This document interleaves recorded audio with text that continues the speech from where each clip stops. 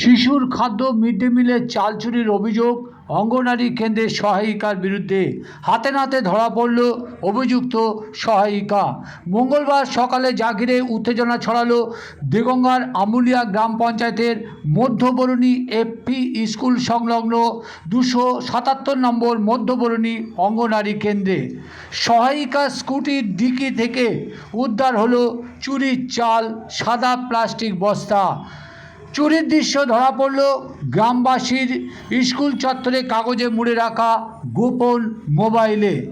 একাধিকবার চুরির অভিযোগ উঠলেও প্রমাণের অভাবে ছাড় মিললেও এবার তা প্রমাণস্বরূপ ধরা পড়ায় অভিযুক্ত সহায়িকাকে বরখাস্তের আবেদন জানিয়ে বিক্ষোভ দেখায় গ্রামবাসী।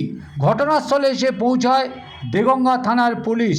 স্কুটির ডিকি খুলে চুরির চাল পুলিশের হাতে তুলে দেয় গ্রামবাসী।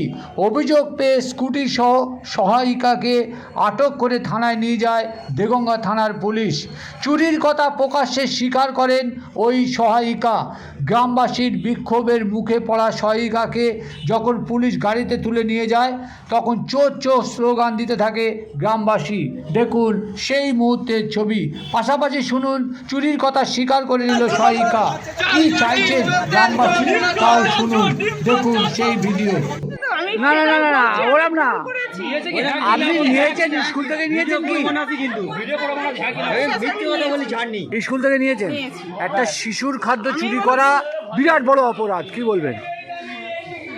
শিশুর খাদ্য চুরি করা বিরাট বড় অপরাধ।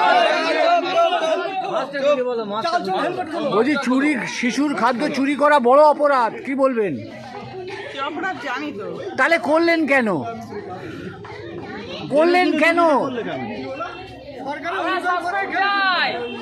এটা একদম এটা আর মেনে নেওয়া যাচ্ছে না। এটা শিশুর খাদ্য চুরি করেছেন আপনি। আপনার নাম কি?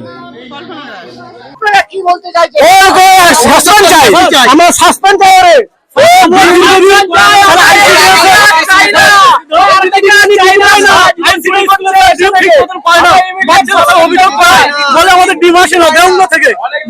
শুধু বললাম নয়, আমরা আজকে দিদিকে হাতে নাতে ধরলাম চাল চুরির ক্ষেত্রে।